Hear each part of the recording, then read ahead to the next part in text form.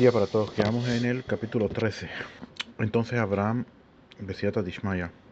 Entonces Abraham subió de Mitzrayim, él y su mujer, y todo lo que poseía, y Lot junto con él, hacia el sur. Vimos anteriormente, en el capítulo anterior, de que a Kadosh Baruj Hu, Hashem le había colocado un Isayón, una prueba a Abraham, que fue la prueba de la hambruna, para ver si él iba a cuestionar este iba a cuestionar lo que Hashem le hacía, de que le dijo que fuera para allá y fíjate, dijo que le iba a dar, que le iba a dar esto, que le iba a dar lo otro y todo lo demás, ¿sí? Que lo iba a bendecir con dinero, lo iba a bendecir con todo y eso. Vemos de que de repente hay hambruna en la tierra, que como dijo Rashi, su propósito era ponerlo a prueba para ver si ponía en entredicho las palabras del santo bendito es, quien primero le había dicho que fuera a la tierra de Canaán y ahora lo forzaba a salir de ella. Entonces después que salió y entró y vimos todo lo que vimos en el capítulo anterior, entonces aquí vamos a ver ya cuando Abraham sube de Mitzrayim, sube porque dijimos anteriormente de que cuando la persona viene a Israel está subiendo de nivel espiritual, también de nivel del lugar en que se encuentra. Pero cuando es salir de la tierra de Israel se llama bajar. Entonces Abraham subió de Mitzrayim, dice Rashi, hacia el sur, es decir, para llegar al sur de la tierra de Israel, como se declara más arriba, viajando paulatinamente hacia el sur.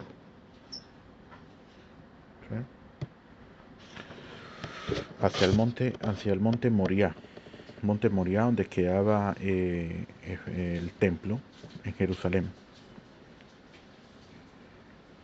Moriah viene siendo, como decir, la esencia de Dios.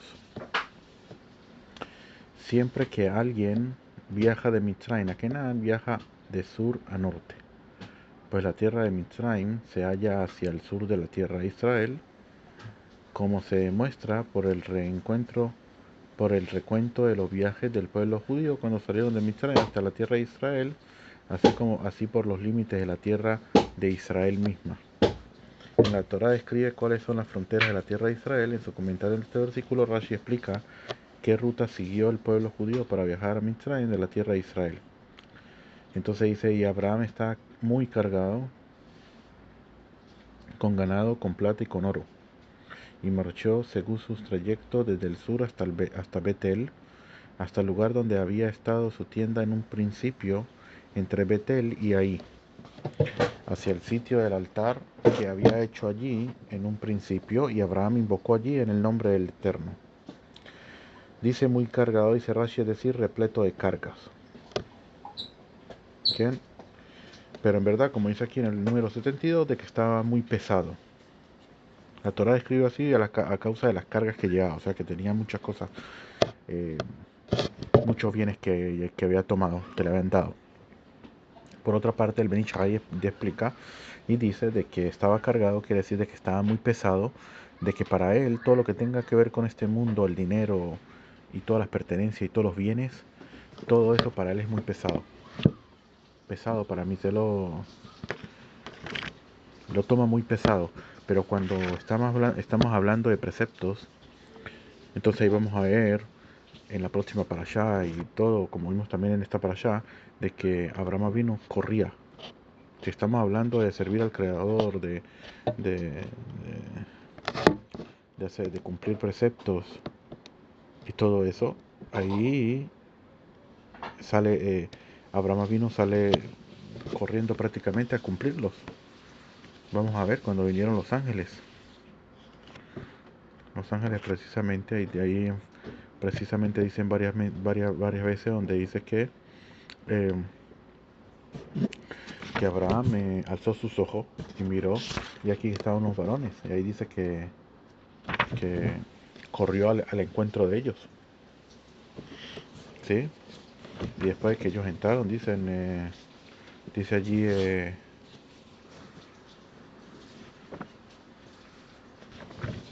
entonces Abraham se apresuró hacia la tienda de Sará, y Abraham corrió hacia las reses y tomó los terneros tiernos. ¿Para qué? Para cumplir la mitzvah de los huéspedes en casa de él.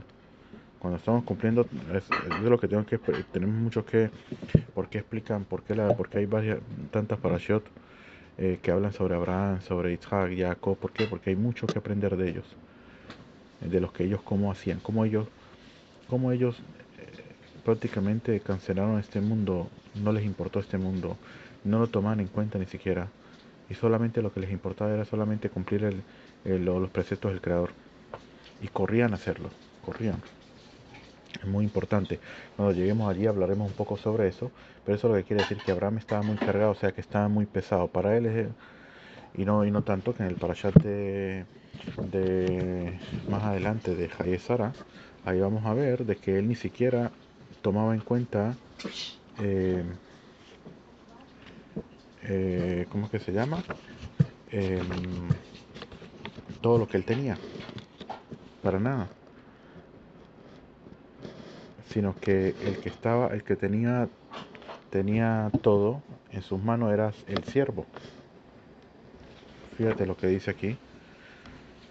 Dice en el capítulo 24, y Abraham era anciano entrando en días, y el Eterno había bendecido a Abraham en todo. Entonces Abraham dijo a su siervo, el decano de su casa, que gobernaba todo lo que era de él,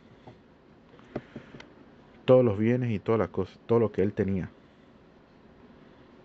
Todo eso, ni siquiera Abraham tenía en cuenta que tenía, que no tenía. Todo se lo daba al siervo, y que él fuera el que, como se dice, el administrador de todas las cosas. Pero en lo espiritual no, en lo espiritual Abraham corría, hacía, muy importante. Y marchó según sus trayectos, dice Rashi. Cuando regresó de Mitzrayim a la tierra de Canaán, Abraham visitó los mismos albergues donde había pernoctado anteriormente al viajar hacia Mitzrayim, y pernoctaba allí de nuevo. Al indicar esto, la Torá te enseña buenas costumbres, que un hombre no debe cambiar su lugar habitual de hospedaje. Según otra explicación, la Torá enfatiza que Abraham viajó siguiendo su trayecto para enfatizar que al regresar pagó todas sus deudas. ¿Okay? La Torá enseña esto por dos razones. La primera, para que no se piense mal del dueño del hospedaje y se diga que el viajero no pernoctó allí de nuevo porque se había portado mal. La segunda, para que no piense mal del viajero mismo y se diga que el dueño del hospedaje no lo quiere. Así dice el Gurari. Por otra parte, dice, cuando Abraham viajó hacia Mitzrayim, la tierra de Israel estaba sumida en la hambruna. Es posible que para que no lo asaltaran, Abraham fingió ser pobre. Ahora la situación había cambiado, por lo que Abraham inmediatamente que pudo pagó sus deudas. Las deudas aquí aludidas se refieren a las que contrayó al pedir fiado el albergue y el alimento que consumió durante su primer viaje. Ahora, ¿por qué él hizo eso? Aparte de lo que dice el Gurari. Ela, que Abraham Avinu quería demostrar la emuná, la seguridad que él tenía en el Creador, que incluso que había hambruna y que no tenía nada, supuestamente, si no tenía, no tenía, pero que él sabía que el Creador le iba a provenir lo que él necesitaba y que él iba a pagar sus deudas. Y con eso él iba a hacer lo que se llama Kiddush Hashem, santificar el nombre de Hashem, porque cuando él regresó y pagó y dijo, mire, he recibido el dinero del Creador, él me prohibió, me dio el dinero, ¿sí? Voy a pagar y todo eso. Entonces la persona decía, guay, fíjate, Abraham no tenía nada, y ahorita pagó, se quedó aquí de nuevo y todo lo demás. ¿De dónde sacó ese dinero? En verdad Dios le dio el dinero, y con eso hacía santificar el nombre del Creador en todas partes donde iba. Seguimos desde el sur. La tierra de Mitzrayim está al sur de la tierra de Canaán. ¿Sí? Seguimos, dice Rashi, que había hecho allí en un principio, y Abraham invocó allí, es decir, donde Abraham había invocado anteriormente el nombre del Eterno, pero también puede decirse que significa que ahora invocó allí el nombre del Eterno. invocó allí es ambigua en su significado. Puede significar que ese lugar era el mismo donde antes había invocado el nombre de Dios, o que se trataba de un nuevo lugar. Todo depende de cómo se le lea. Así como continuación de la primera frase, o como el inicio de la segunda frase del versículo. En este último caso, la segunda frase sería independiente de la primera. Entonces, ¿qué quiere decir de que invocó ahí el nombre del Creador? Anteriormente en el capítulo 12:8 no lo dijimos, pero vamos a ver lo que dice el Radak. Interesante. ¿Qué quiere decir de que llamó, invocó allí el nombre del Creador del Eterno? Dice que allí en ese lado, él hizo primero que todo, se sabe, un altar para hacer sacrificio a Hashem y darles gracias por en este caso le da las gracias al Creador por haber salido con vida de Egipto, de todo lo que le sucedió.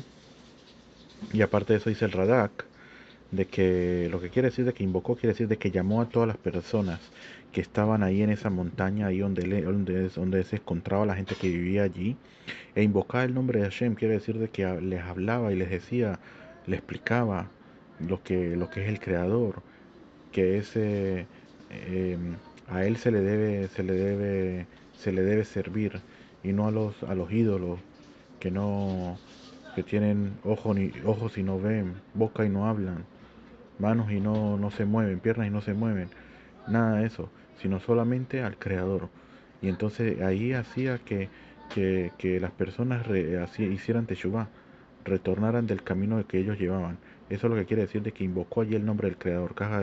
Así explica el Radak. Seguimos, y también Lot, que iba con Abraham, poseía rebaños, reses y tiendas. Hashem también le dio a él, también justo por lo que dijimos anteriormente, que Lot estaba con él, pero no se vio en ningún lado, porque se quedó callado, no dijo nada, pudiendo haber dicho que Abraham en verdad estaba mintiendo y lo hubieran podido matar. Pero la tierra no alcanzaba a sustentar a ambos, ya que sus bienes eran abundantes, ¿qué? Y no podían habitar juntos. Dice Rashi, es decir, que no podían proveer suficiente pastura para sus ganados. La Torá se expresa aquí con una frase eléptica, abreviada, y no menciona explícitamente la pastura, y debió haber agregado, por ejemplo, pero la pastura de la tierra no podía sustentar a ambos. Por eso escribió con el verbo en masculino,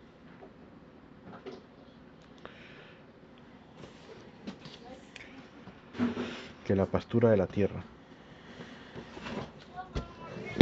Y hubo riña entre los pastores del ganado de Abraham y los pastores del ganado de Lot.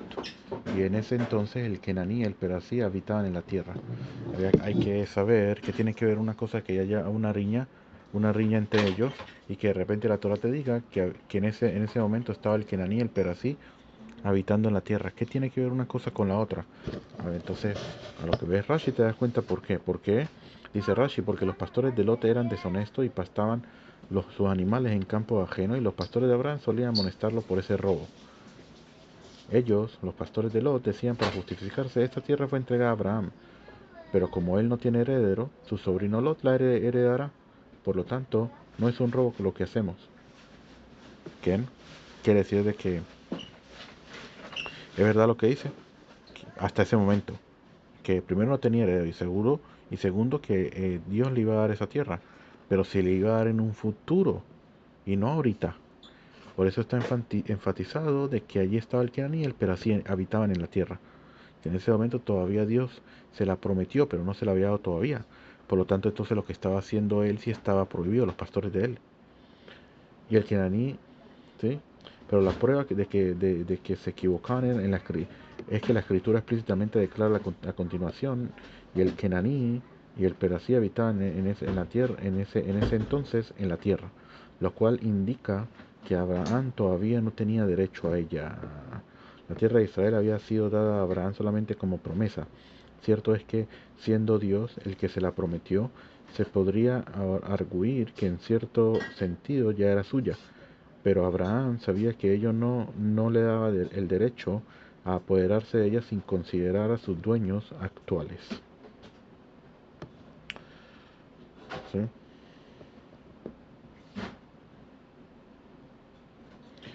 Entonces Abraham dijo a Lot, por favor, que no haya rilla entre mí y tú, ni entre mis pastores y los tuyos, pues somos varones hermanos.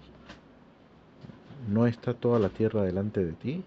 Apártate ahora de mí. Si vas a la izquierda, yo estaré a la derecha, y si vas a la derecha, yo estaré a la izquierda. Quiere decir de que desde un momento, eh, Abraham le dice que se aparte de él, pero no del todo. Él le dice que yo de todas maneras, incluso si tú vas para acá, yo voy a estar acá. Si tú vas para allá, yo voy a estar acá, pero estar pendiente, el pendiente de ti. No le dice que se vaya del todo. Dice varones hermanos, es decir, parientes. Y según un Midrash agadico, la Torah los describe como hermanos porque los rostros de ambos tenían facciones, facciones similares. Según esta interpretación, Abraham quería separarse de Lot para evitar que la gente los confundiera y pensara que era él el que permitía que los animales pastaran en campo ajeno y que no dijeran que él era el que estaba robando y de repente podría ser profanar el nombre del Creador. ¿Sí? Es tan importante que es lo que se llama eh, en el pasuk, en el versículo que dice y serán estarán limpios a los ojos de Hashem y a los ojos de Israel. Tiene que estar limpio en cada cosa y toda cosa que de repente le pueda traer algún percance o algo por el estilo, tiene que tener mucho cuidado. Y aquí Abraham, fíjate, se dio cuenta. Más adelante vamos a ver también lo que dice que los rostros de ambos tenían facciones similares, con referente recuerden eso, porque con eso vamos a hablar, con referente a lo que pasa a lo que sucederá con la guerra de los reyes. Entonces dice Rashi, si vas a la izquierda yo estaré a la derecha. Quería decirle, en cualquier sitio que te asiente no me alejaré de ti y te serviré de protección y ayuda. Y a la final de todo, Lot sí necesitó de la ayuda de Abraham, puesto que más adelante se declara cuando Abraham oyó que su pariente había sido prisionero, con referente a lo que dijimos con la guerra de los reyes. Yo estaré a la derecha, me pondré a la derecha del mismo modo que significa me pondré a la izquierda. Y si dices que de ser así debería estar vocalizado Beyamina, que lo tiene que ver con referente cómo está escrito cómo tendría que pronunciar la palabra. Entonces dice, te responderé que también también bajo esta forma encontraremos el mismo verbo en otros sitios de la escritura. Como por ejemplo, nadie se puede desviar a la derecha, en donde tampoco estaba localizado leamin, leayamin, lehemin, leamin, o que se dice lehemin o leamin. O sea, que de repente todo tiene que ver con la vocalización y todo lo que tiene que ver con las leyes de pronunciación.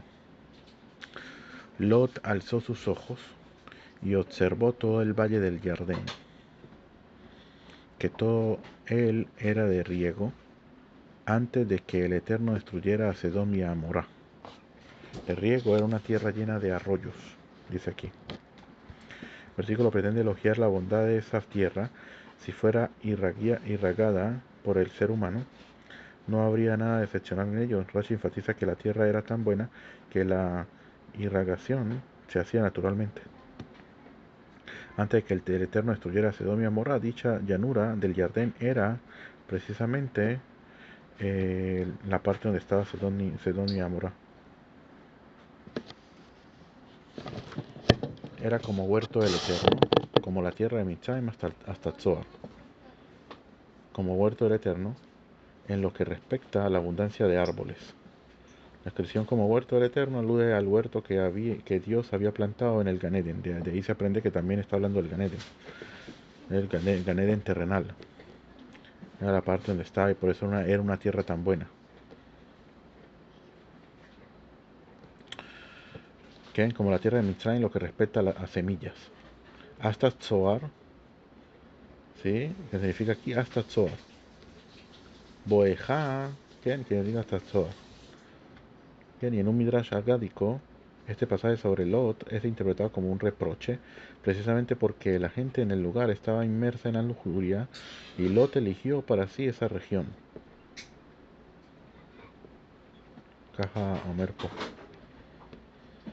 Entonces Lot escogió para sí todo el valle del Jardín, y Lot se desplazó desde el este, y cada uno se separó del otro. Desde el este, Lot viajó desde donde estaba Abraham y marchó hacia el oeste de Abraham, es decir, que viajó al este, de este a oeste. Según Midrash Agádico sobre el significado de esta expresión, Lot se apartó de sí mismo del antiguo del mundo, o sea, de Hashem, Akadosh Baruj Hu mismo. Según esto, era como si Lot hubiera dicho: no deseo ni a Abraham ni a su Dios. Después de que él precisamente se apegó al principio, dijimos que Lot se apegó a Abraham, vino y se fue detrás de él, ¿sí? Siguiendo a él y a su Dios. Ahora resulta de que cuando la persona, fíjate lo que es, porque precisamente ahorita, porque la persona cuando tiene riquezas, que es lo que dice en el Deuteronomio que dice Moshe, y Ramle babeja beshajachta tashem lo queja, y se alzará tu corazón después de todos los bienes y todas las cosas que tenga, y olvidarás a tu Dios el Eterno. Es una es algo que es como decir que está en la naturaleza del mundo, que automáticamente cuando la persona obtiene bienes y tiene riqueza, automáticamente se olvida del Creador, piensa que Él lo hizo. Por eso dicen que la prueba del rico es mucho más fuerte que la prueba del pobre, porque el rico automáticamente puede llenarse de ego, de pensar de que supuestamente él hizo todo, y también de olvidarse del Creador. Mientras que el pobre, como no tiene nada, no tiene por qué enorgullecerse, no tiene por qué enorgullecerse. Entonces, por lo tanto, no tiene nada. Y eso fue lo que pasó con Lot. Por eso Lot enfatiza que él también tuvo bienes, o tuvo todo lo que tenía Abraham, pero la diferencia entre Abraham y Lot es que Abraham se enorgulleció y olvidó al Creador, mientras que Abraham se apegó más al Creador. Esa es la diferencia que hay entre los dos. Y eso pueden ser dos tipos de personas igual. Dos, están en el mismo rango, tienen la misma cosa, pero uno se va para un lado, para la izquierda, y el otro se va para la derecha. Eh, Son dos rumbos. O que te vas como Lot o como Abraham. Y plantó sus tiendas, dice Rashi, instaló tiendas para sus pastores y para su ganado hasta Sedom. Las tiendas que Lot instaló no eran para él y para los miembros de su familia, puesto que en el versículo 11 afirma él había escogido para sí la llanura del Jardín.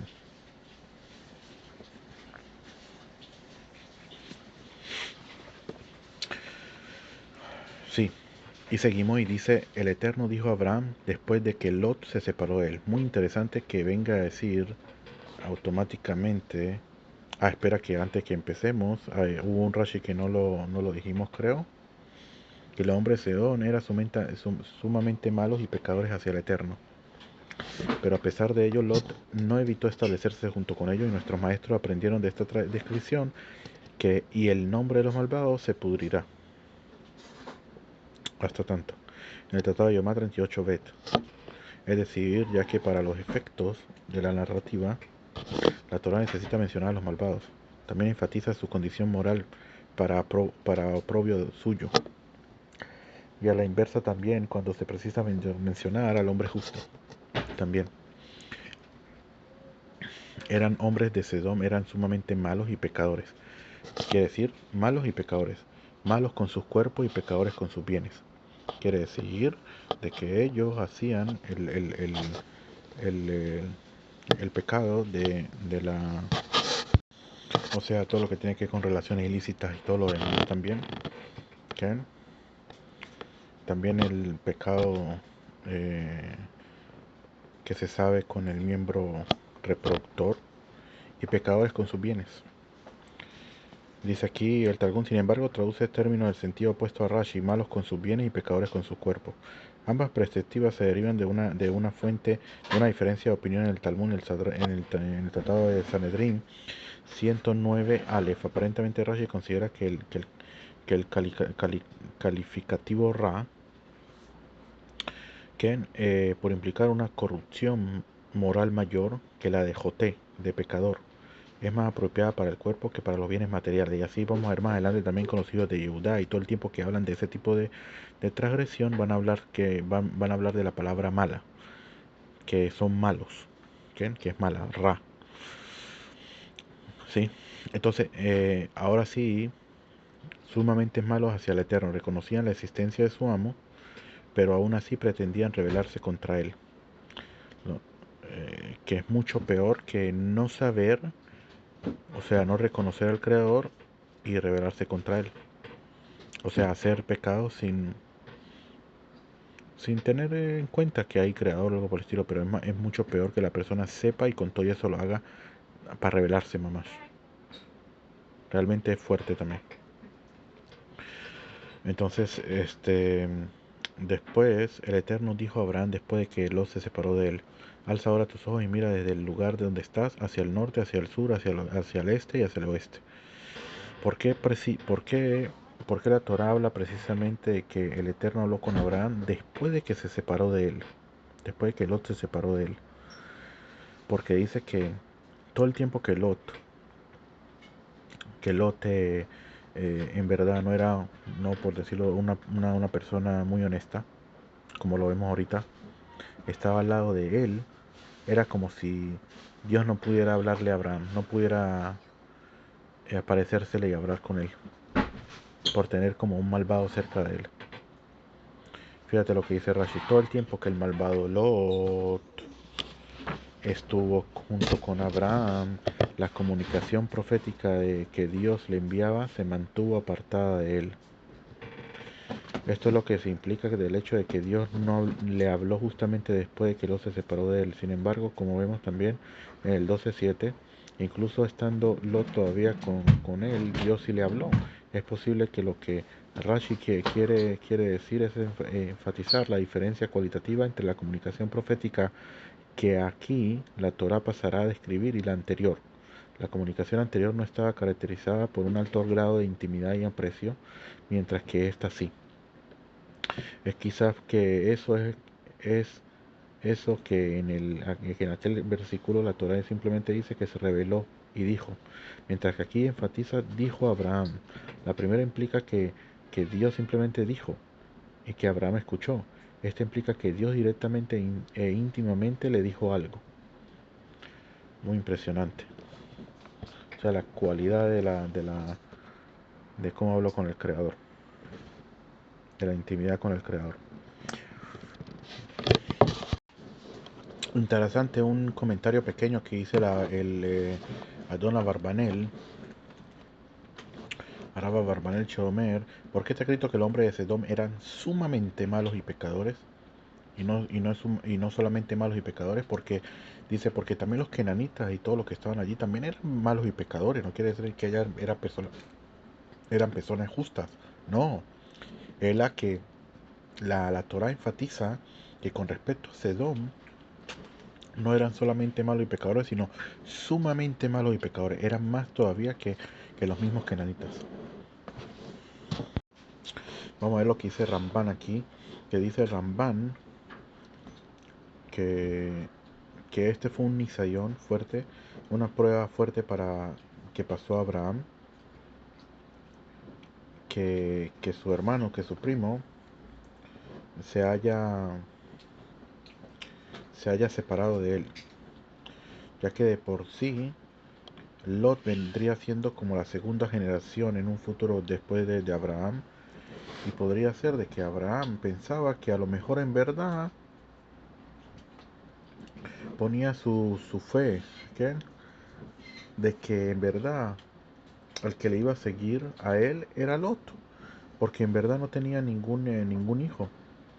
Y ahora a la hora que se separa de él y él ve que Lot se va precisamente detrás de cosas banales de este mundo y todo lo demás, él prefirió eso en vez de quedarse con Abraham.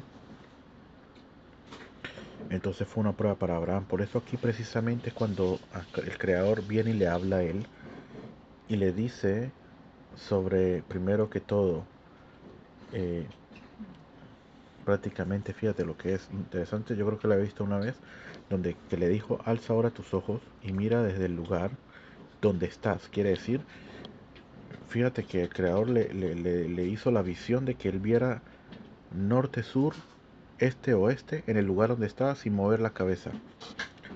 Como por ejemplo hoy en día se puede entender con esas fotos que toman, que tú puedes ver todas todo alrededor de la foto, sin tu necesidad de voltear la mirada ni nada por el estilo.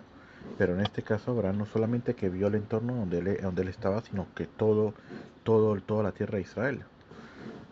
Ese más todavía.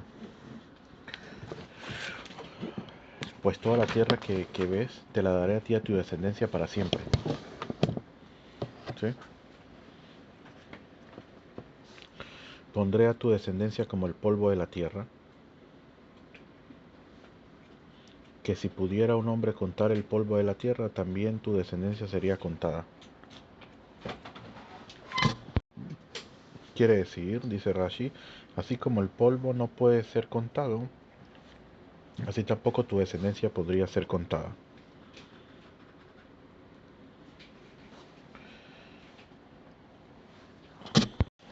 De por sí habría la pregunta de por qué en verdad está dicho que pondré tu descendencia como el polvo de la tierra. Y si vamos a hablar en verdad, si es en cantidad, nosotros vemos que en verdad en cantidad Israel no es lo más grande que hay en todo el mundo. Y si tú dices que está hablando de toda la descendencia que salió de Abraham, podría ser. Aunque aquí dice que te daré a ti a tu descendencia para siempre, que en la tierra de Israel. Pondré a tu descendencia como el polvo de la tierra. Entonces, podría ser de repente que le haya dicho sobre toda la descendencia que salió de él, ya que de él salieron bastantes. O si está hablando de Israel, en este caso, que en este caso sería no tanto la cantidad, sino la calidad, podría hacerse lo que dice aquí los comentaristas, de que no está hablando de ahorita, sino está hablando en un futuro, lo que dice el profeta Osea.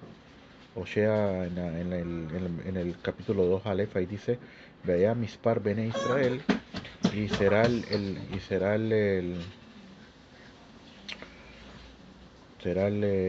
la cantidad de los hijos de Israel como, como el polvo de la tierra, o como el polvo del mar, la cual no se puede contar.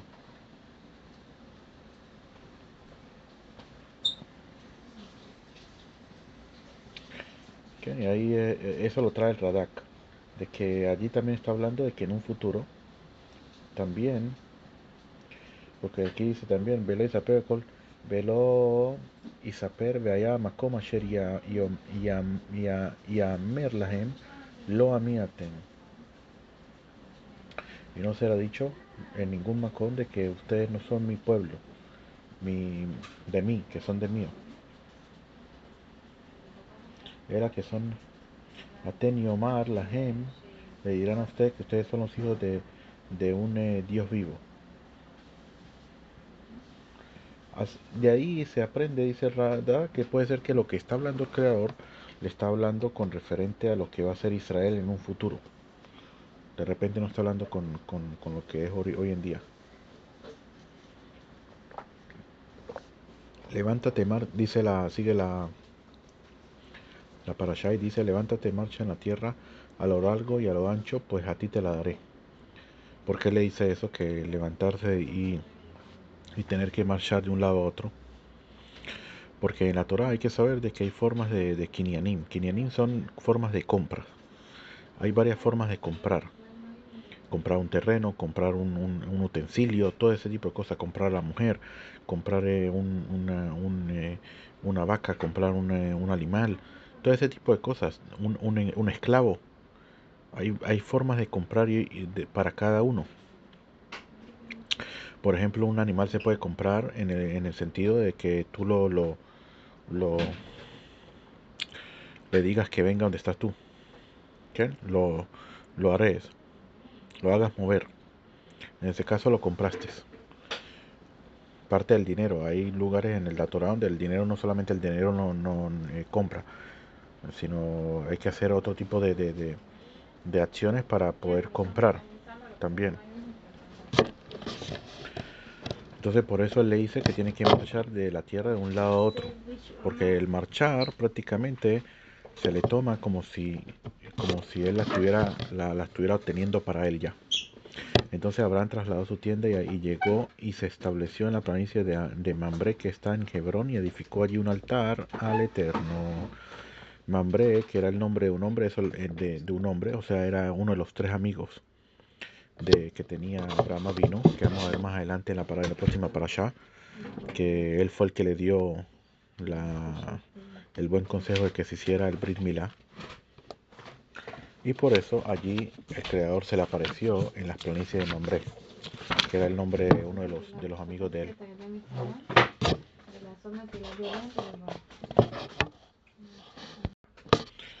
Con esto terminamos el capítulo número 13. Vamos al capítulo número 14, donde va a hablar sobre lo que fue la guerra de los reyes.